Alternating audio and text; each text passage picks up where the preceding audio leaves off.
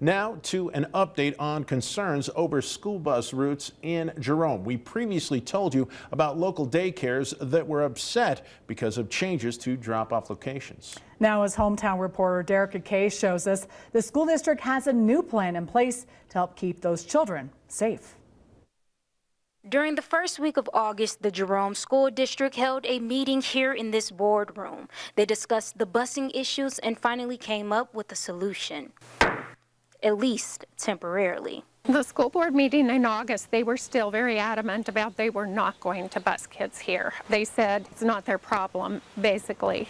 It's up to the parents or up to the daycares. Glenda Castle is the co-owner of Glenda's Daycare in Jerome. She cares for almost 20 kids, and 5 of them are after-school kids who are only in preschool or kindergarten. They were expecting them to walk the several blocks here to the daycare, and these kids are 5 years old. It's not safe. This issue first came up last month when I spoke to the Jerome School District superintendent then. He said he would look into addressing the busing concerns. Now he says he was able to convince the school board to provide services to local daycares and preschools for at least 1 more year. We ended up coming up with, I think, a pretty great solution all around that after we did the initial routing, we had buses going proximal to the daycares that we could pick up and drop off, close enough for them to send an employee and be safe, but yet still on our routes to be responsible to our taxpayers. According to Superintendent Brent Johnson, kids will no longer have to walk up to 1.5 miles for a bus stop. That's been cut down to only a block or 2.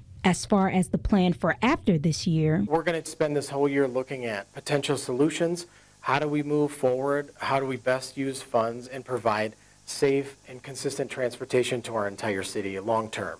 As for local daycare centers like Glenda's, she says they're grateful for the change. The superintendent, he came in the middle of the summer and he just got involved right away, and he's trying to find solutions. But I think the school board needs to be a little more sensitive to what we need to do for our kids. In Jerome, Derek Kay, KMVT News. Well, school got off to a rocky start for students in Boise today. KBOI is reporting that Intermountain Gas ordered an evacuation of Roosevelt Elementary School due to potential gas leak. This after an apparent smell of natural gas in the building. Students and staff were evacuated to nearby Adams Elementary School.